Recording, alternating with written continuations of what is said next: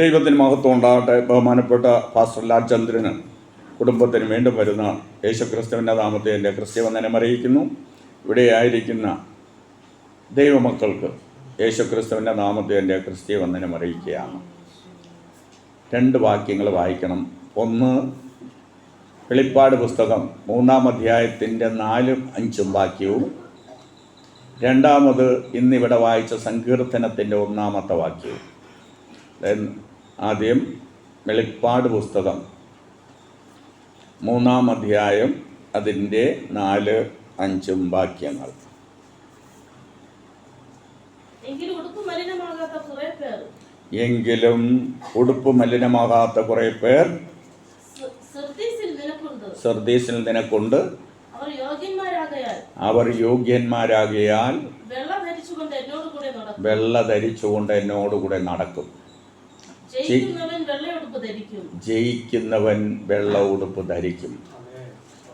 അവൻ വായിക്കേ, അവന്റെ പേർ ഞാൻ ജീവപുസ്തകത്തിൽ നിന്ന് മായ്ച്ചു കളയാതെ എൻ്റെ പിതാവിൻ്റെ സന്നിധിയിലും അവൻ്റെ ദൂതന്മാരുടെ മുമ്പിലും അവൻ്റെ പേർ ഏറ്റുപറയും.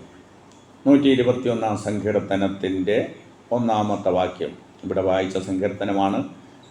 ഞാൻ എൻ്റെ കണ്ണ് പർവ്വതങ്ങളിലേക്ക് ഉയർത്തുന്നു, എനിക്ക് സഹായം എവിടെ നിന്ന് വരും? സ്വർഗത്തിൽ അധിവസിക്കുന്ന പിതാവാം ദൈവമേ, ഞങ്ങളുടെ രക്ഷയിതാവും വീണ്ടെടുപ്പുകാരനുമായ യേശപ്പ, ഈ വായിച്ച സങ്കീർത്തനത്തെ വാഴ്ത്തി ആസ്വദിക്കണമേ. ആ വചനത്തെ വാഴ്ത്തി ആസ്വദിക്കണമേ. ശുശ്രൂഷിപ്പാൻ എന്നെ സഹായിക്കണമേ. ദൈവശക്തിയാൽ എന്നെ നിറയ്ക്കണമേ. ഈ വചനം കേൾക്കുമ്പോൾ തന്നെ രോഗികൾ സൗഖ്യമാകുവാൻ, ബന്ധിക്കപ്പെട്ടവരുടെ ബന്ധനങ്ങൾ അഴിയുവാൻ ദൈവത്തിൻ്റെ പരിശുദ്ധാത്മാവ് സഹായിക്കണമേ. മാനവും മഹത്വവും യേശുക്രിസ്തുവിന് ഞങ്ങൾക്ക് വേണ്ടി ജീവനെ തന്ന യേശു കർത്താവിൻ്റെ നാമത്തിൽ ഞങ്ങളുടെ പ്രാർത്ഥന കേൾക്കണമേ. ആമേൻ. ഞാൻ എൻ്റെ കണ്ണ് പർവ്വതങ്ങളിലേക്ക് ഉയർത്തുന്നു. അപ്പം എനിക്ക് സഹായം ഇവിടെ നിന്ന് വരും. എൻ്റെ സഹായ ആകാശത്തെ ഭൂമി ഉണ്ടാക്കിയ യഹോവയിൽ നിന്ന് വരുന്നു. അപ്പോൾ കണ്ണ് ഉയരങ്ങളിലേക്ക് ഉയർത്തിയാൽ നമുക്ക് എന്തൊക്കെ ലഭിക്കും എന്നുള്ളതാണ് ഇന്നത്തെ ഒരല്പനേരത്ത്. ഇനി നമ്മുടെ കണ്ണ് എന്തിനു വേണ്ടി ഉയർത്തണം? കണ്ണു ദൈവത്തിൻ്റെ ദൃഷ്ടി നമ്മുടെ മേൽ വന്നാൽ നമുക്കെന്ത് ലഭിക്കും? ഈ 2 കാര്യങ്ങളാണ് ആദ്യം ഞാൻ ക്രിസ്തുവിൽ സംസാരിക്കുവാൻ ആഗ്രഹിക്കുന്നത്. ഒന്ന്, ഇവിടെ പറയുകയാണ്, ഞാൻ എൻ്റെ കണ്ണ് പർവ്വതങ്ങളിലേക്ക് ഉയർത്തുന്നു. 25-ാം സങ്കീർത്തനത്തിൻ്റെ 15-ാമത്തെ വാക്യം അതിൽ പറഞ്ഞിരിക്കുന്നത് പെട്ടെന്ന് എടുത്താൽ വായിക്കാം. എൻ്റെ കാലുകൾ വലയിൽ നിന്ന് വിടുവിക്കും. പറഞ്ഞാട്ടോ, നാം നമ്മുടെ കണ്ണ് 25-15 എൻ്റെ കണ്ണ് എപ്പോഴും യഹോവയിലേക്കാകുന്നു, അവൻ എൻ്റെ കാലുകളെ വലയിൽ നിന്ന് വിടുവിക്കും. നോക്കൂ, നമ്മുടെ കണ്ണ് ദൈവത്തിലേക്ക് ഉയർത്തിയാൽ നമ്മളെ വലയിൽ കുടുങ്ങാതെ ദൈവം വിടുവിക്കും. പറഞ്ഞാട്ടോ, നമ്മുടെ കാലം എവിടെ വീഴത്തില്ല, വലയിൽ കുടുങ്ങത്തില്ല. കുടുങ്ങാതെ ഇരിക്കണമെങ്കിൽ നമ്മളെ കൊടുക്കുവാൻ അനേകർ ശ്രമിക്കും. അനേകർ കെണികൾ വയ്ക്കും കൊടുക്കുവാൻ. ആ കെണിയിൽ വീഴാതിരിക്കണമെങ്കിൽ, കുടുക്കിൽ വീഴാതിരിക്കണമെങ്കിൽ നമ്മുടെ കണ്ണെവിടെ പോകണം? ഉയരത്തിലേക്ക് പോകണം. ഇവിടെ 25-ാമത്തെ സങ്കീർത്തനം എങ്ങനെയാണ് പറയുന്നത്? എൻ്റെ കാലുകൾ മലയിൽ നിന്നും വിടുവിക്കും. വിടുവിക്കണ്ടേ സിസ്റ്ററെ? വിടുവിക്കണോ? വിടുവിക്കണമെങ്കിൽ എന്ത് ചെയ്യണം? മുകളിലേക്ക് നോക്കണം. മുകളിലേക്ക് ദൈവത്തിൽ നോക്കിയാൽ നമ്മുടെ കാല് വലയിൽ നിന്നും വിടുവിക്കും. രണ്ടാമതായിട്ട് 123-ാം സങ്കീർത്തനത്തിൻ്റെ 1-2 വാക്യം ഒന്ന് വായിച്ചേ. സ്വർഗ്ഗത്തിൽ വസിക്കുന്നതിനായുള്ളവേ, നിങ്ങളിലേക്ക് ഞാൻ എൻ്റെ കണ്ണ് ഉയർത്തുന്നു.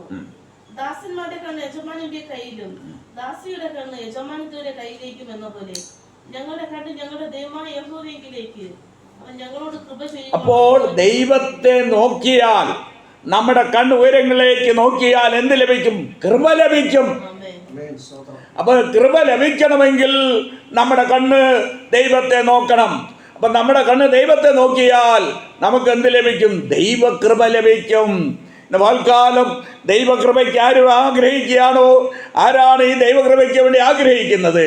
അവർക്ക് കൃപ ലഭിക്കണമെങ്കിൽ നിന്റെ ദൃഷ്ടി ദൈവത്തിലേക്കായിരിക്കണം. നമ്മുടെ കണ്ണ് ദൈവത്തെ നോക്കിയാൽ അതായത് ദൈവകൃപ ലഭിക്കും. ദൈവകൃപയുണ്ടെങ്കിൽ നാം അനുഗ്രഹീതരാണ്. അനുഗ്രഹം പ്രാപിപ്പാൻ കാരണമായി തരും. അതുകൊണ്ട് ദൈവകൃപയ്ക്ക് ആഗ്രഹിക്കണം.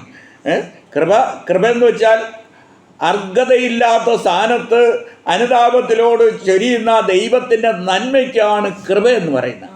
അർഹതയില്ലാത്ത സ്ഥാനത്ത് നമ്മുടെ പാപത്തിന് വേണ്ടി, ശാപത്തിന് വേണ്ടി നാം പാപികളായിരുന്നപ്പോൾ നമുക്ക് വേണ്ടി കാൽവരിയിൽ യാഗമായി തീർന്നു കർത്താവായ യേശു ക്രിസ്തു. അപ്പോൾ അർഹതയില്ലാത്ത സ്ഥാനത്താണ് നമുക്ക് വേണ്ടി മരിച്ചതുപോലെ. അതാണ് കൃപ. നോക്ക്, അപ്പോൾ അർഹതയില്ലാത്ത സ്ഥാനത്ത് അനുതാപത്തിലോട് ചൊരിയപ്പെടുന്ന ദൈവത്തിൻ്റെ നന്മയാണ് കൃപ എന്ന് പറയുന്നത്. അപ്പോൾ ദൈവത്തിലേക്ക് നമ്മുടെ കണ്ണ് നോക്കിയാൽ നമുക്ക് എന്ത് ലഭിക്കും? ദൈവകൃപ ലഭിക്കും.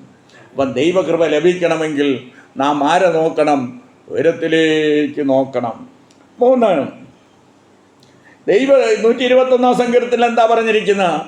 ഞാൻ എൻ്റെ കണ്ണ് പർവ്വതങ്ങളിലേക്ക് ഉയർത്തുന്നു, എനിക്ക് സഹായം ഇവിടെ ഒന്ന് വരും. നോക്ക്, സഹായം ലഭിക്കുമെന്ന്. 121 സങ്കീർത്തനത്തിൽ നാം ദൈവത്തെ നോക്കിയാൽ സഹായം ലഭിക്കും. എൻ്റെ സഹായം ആകാശത്തെയും ഭൂമി ഉണ്ടാക്കിയ യഹോവയിൽ നിന്ന് ലഭിക്കുന്നു. അപ്പോൾ സഹായം ദൈവത്തിൽ നിന്ന് ലഭിക്കണമെങ്കിൽ നാം നമ്മുടെ കണ്ണ് ദൈവത്തെ നോക്കുന്നവരായിരിക്കണം. അപ്പം നമ്മുടെ കണ്ണ് സ്വർഗത്തിലേക്ക് നോക്കിയാൽ നമുക്ക് ദൈവ സഹായം തരും. ഇനി കണ്ണ് ദൈവത്തെ നോക്കിയാൽ നിനക്ക് സൗഖ്യം ലഭിക്കും. എന്ത്? ഒരു വാക്യം വായിക്കാം. അപ്പോസ്തലപ്രവൃത്തി 3-ാം അധ്യായം അതിൻ്റെ 4-ാമത്തെ വാക്യം. അപ്പോസ്തലപ്രവൃത്തി 3-ാം അധ്യായം അതിൻ്റെ 4-ാമത്തെ വാക്യം. അവനെ ഉറ്റുനോക്കി, ഞങ്ങളെ നോക്കെന്ന് പറഞ്ഞു. അവൻ വല്ലതും കിട്ടുമെന്ന് വിചാരിച്ചു നോക്കി. അപ്പൊ പത്രോസ് പറയാണ്, വെള്ളിയും പോലും എനിക്കില്ല, എനിക്കുള്ളത് ഞാൻ തരുന്നു. യേശുവിന്റെ നാമത്തിൽ സൗഖ്യമാകാന്ന് പറഞ്ഞു. നീ നോക്കിയാൽ, ഇന്ന് പകൽക്കാല ഉയരത്തിലേക്ക് നോക്കിയാൽ, ഏത് രോഗമായിക്കട്ടെ, ഏത് ബന്ധനമായിക്കട്ടെ, ക്യാൻസർ അല്ല, എയ്ഡ്സ് അല്ല, ഏത് രോഗത്തെ സൗഖ്യമാക്കുന്ന ഒരു ദൈവത്തിന്റെ ശക്തി ഇവിടെ വ്യാപരിക്കുകയാണ്. നോക്ക്, നോക്കാനുള്ളോടെ നോക്കണം, നല്ലോടെ നോക്കിയാൽ നടക്കത്തില്ല. പത്രോസ് യോഹന്നാൻ പറയാണ്, വെള്ളിയും പോലും ഞങ്ങൾക്കില്ല, ഞങ്ങൾക്കുള്ളത് ഞാൻ നിങ്ങൾക്ക് തരികയാണ്. അപ്പോൾ അവർക്ക് എന്തുണ്ട്? യേശുവിൻ്റെ നാമമുണ്ട്. അവരുടെ അടുത്ത് എന്തുണ്ട്? യേശുവിൻ്റെ നാമം, അധികാരമുള്ള യേശുവിൻ്റെ നാമം എന്ന് പറയുന്നത് അധികാരമുള്ള നാമമാണ്. സ്വർഗത്തിലും ഭൂമിയിലും സകല അധികാരം ലഭിച്ച യേശുവാണ്. സ്വർലോകരുടെയും ഭൂലോകരുടെയും അധോലോകരുടെയും മുഴങ്കാലുകൾ മടക്കപ്പെടുന്ന ഏകനാമം യേശുവിൻ്റെ നാമമാണ്. ആ യേശുവിൻ്റെ നാമം പറയുമ്പോൾ അത്ഭുതങ്ങൾ നടക്കും. ആ യേശുവിൻ്റെ നാമം പറയുമ്പോൾ രോഗികൾ സൗഖ്യമാകും, അത്ഭുതം നടക്കും. അപ്പോൾ ഇവിടെ വെള്ളിയും പൊന്നും എനിക്കില്ല, എനിക്കുള്ളത് ഞാൻ തരുന്നു. നസറേനായ യേശു ക്രിസ്തുവിൻ്റെ നാമത്തിൽ നീ സൗഖ്യമാകാമെന്ന് പറഞ്ഞപ്പോൾ അവന് സൗഖ്യം ലഭിച്ചു. അപ്പം നീ സ്വർഗത്തിലേക്ക് കണ്ണുയർത്തിയാൽ, ദൈവത്തിലേക്ക് ഉയർത്തിയാൽ എന്ത് ലഭിക്കും? രോഗസൗഖ്യം ലഭിക്കും. ഇപ്പോൾ സൗഖ്യം വേണോ? വേണമെങ്കിൽ നമ്മുടെ കണ്ണ് ഉയരങ്ങളിലേക്ക് ഉയർത്തണം. ഒരു വാക്യം കൂടെ സൗഖ്യത്തിൻ്റെ അപ്പോസ്തലപ്രവൃത്തി 14-ാം അധ്യായത്തിൻ്റെ 8-ാമത്തെ വാക്യം മുതൽ എന്ന് വായിച്ചേ. ലുസ്ത്രയിൽ അമ്മയുടെ ഗർഭം മുതൽ മുടന്തരായ നടന്നിട്ടില്ലാതെയും ശക്തിയില്ലാതെയും ഒരു പുരുഷനുണ്ടായിരുന്നു.